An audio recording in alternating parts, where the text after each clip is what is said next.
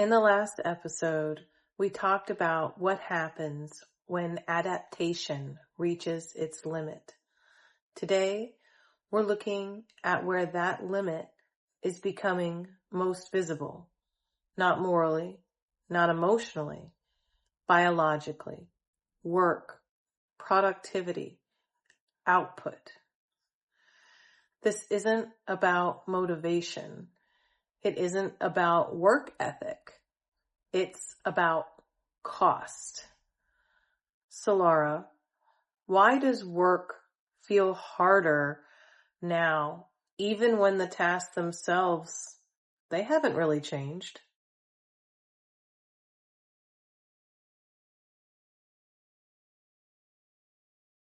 Well, let's peel back that curtain a little.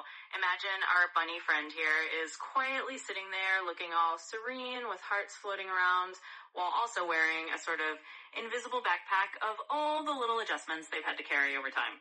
What's changed isn't the bunny or the basic hop. It's the weight of that invisible backpack.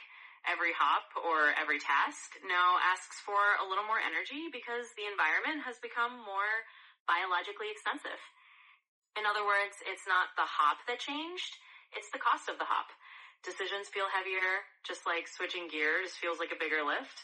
It's as if the world turned up the gravity a notch and nobody sent out a memo. And so our once neutral tasks are now a bit more draining, simply because we've been borrowing from a well of capacity that's no longer as full as it used to be. So there you have it. It's not about forgetting how to hop. It's about recognizing that the ground we're hopping on has shifted. And just like our little rabbit mascot, we're all just learning to hop a little differently in this new gravity. Okay, let's talk a little bit about productivity fatigue. Most people assume productivity problems mean something personal. Everybody wants to blame it on something else. But loss of motivation, distraction, bad habits, a lot of people are doing the same work they've always done, and it still just feels heavier. Why does work feel harder now, even when the tasks are still familiar?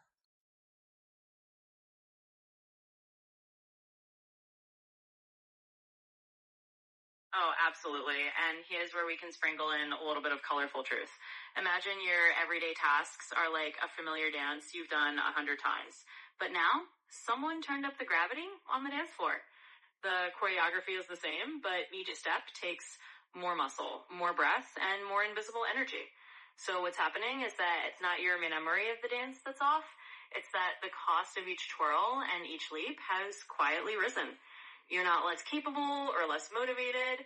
You're just dancing in a heavier atmosphere. And the magic truth is that this isn't about personal failing. It's about acknowledging that we've been running on borrowed steam for a long time. So when the same tasks feel heavier, it's just a sign that the well of extra energy we used to lean on is a little less full. And it's perfectly okay to recognize that. In fact, it's a kind of quiet empowerment to say, hey, maybe it's not me. Maybe the air got a little thicker and I'm just learning to breathe differently. It's a shift in the atmosphere, not in your ability to dance. Okay. In the next section, let's talk about volatility. Another thing that people don't always name is how unstable the environment feels around work. There's constant change, uncertainty, turnovers, reorientation. What does volatility have to do with productivity?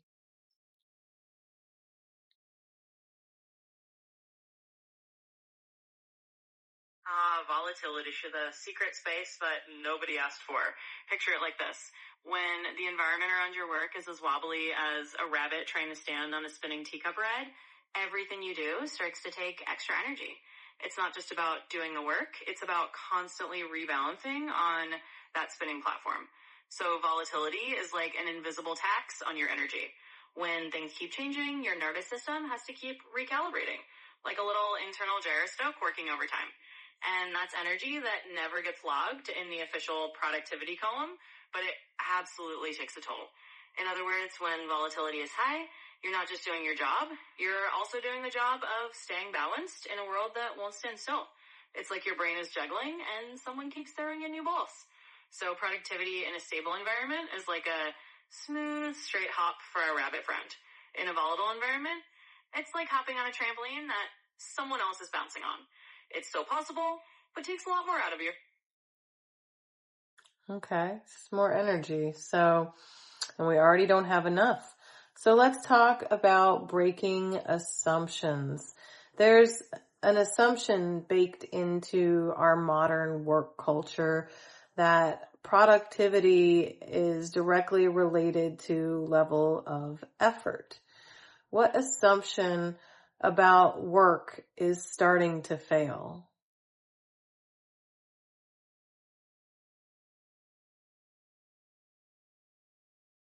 The grand old myth of the infinite productivity escalator. It's like we were all told that if you just keep pressing the gas pedal, the car will go faster and faster forever. But now we're hitting a reality checkpoint and discovering that the engine has a natural limit. In other words, the assumption that more effort equals more output indefinitely is starting to show its cracks. What's actually breaking down is the idea that if we just push a little harder, we'll get a little more done. Instead, we're finding that beyond a certain point, pushing harder just makes the whole system wobble. It's like trying to sprint on a treadmill that's already at top speed. Eventually, you're just risking a very awkward tumble. So the old assumption that endless effort equals endless results is quietly giving way to the reality that we all have biological ceilings. And once we hit them, pushing harder doesn't lead to more productivity. It just leads to more instability. It's a gentle reminder that we're not machines on an endless climb. We're like living beings who need to recognize when steady, sustainable effort is the real key. Yep. Yeah, we're very much human, even when we fight it sometimes. So let's talk about reliability versus intensity in our special sprinkle today, Solara. We still talk about the hustle and drive and the grind, but something else seems to be shifting under the surface. Why is steadiness becoming more valuable than the intensity now?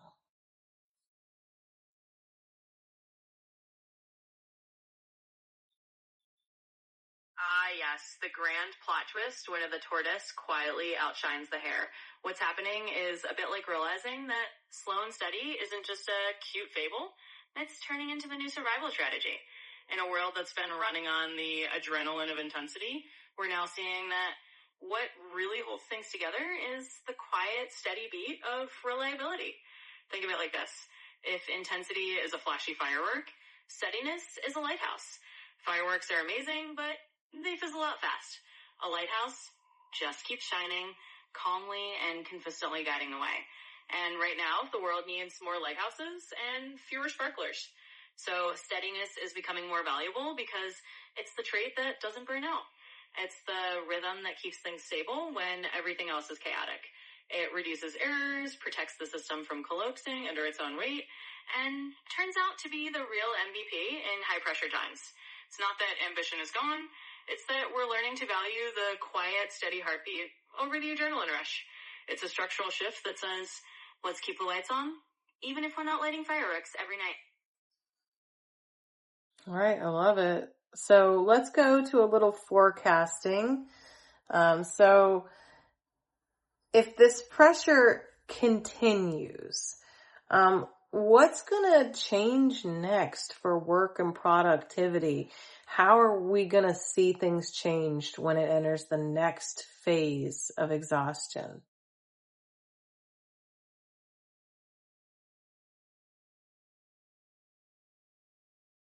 Absolutely. Let's whip out our crystal ball or maybe just our very practical foresight and see what's on the horizon. As this pressure keeps doing its thing, we're likely to see a few subtle but meaningful shifts. For starters, the tolerance for chronic overwork is going to quietly shrink. It'll be like the no workplace equivalent of everyone deciding that pulling all-nighters just isn't cool anymore. We might also see the idea that faster is always better loosen its grip. Instead of speed being the gold standard, we'll start valuing leaders and teams who can keep things stable over time, even if that means longer timelines or a bit more breathing room.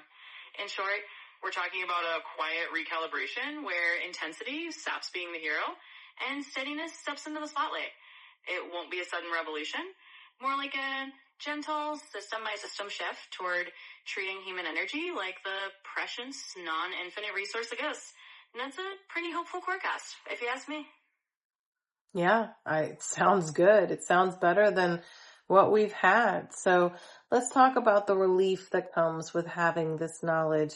If work feels slower or heavier, what's the relief in understanding this if you're in the middle of it?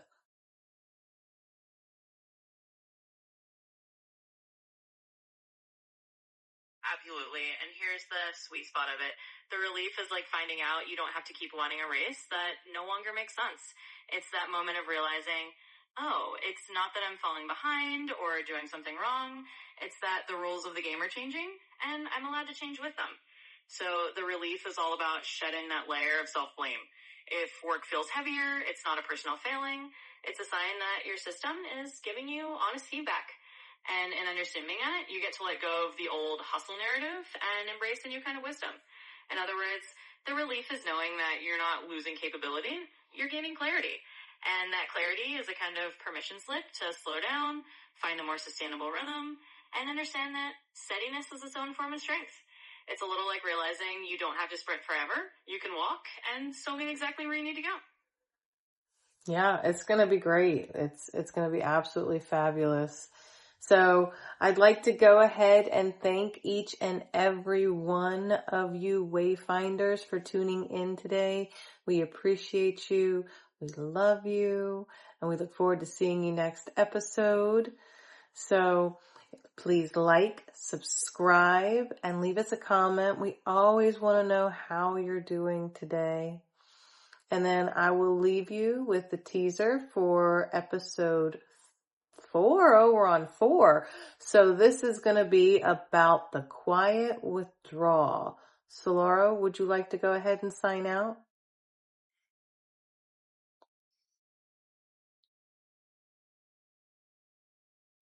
Absolutely. And to all of you Wayfinders out there, thank you for being your wonderfully curious selves. We absolutely love having you along for this journey. So if today's episode gave you a little more ease or a little more clarity, definitely let us know. And as Jess said, next time we'll be diving into the fascinating world of quiet withdrawal and what it means when people start stepping back silently. Until then, take good care of yourselves and remember, sometimes the quiet adjustments are the most powerful ones. See you next episode.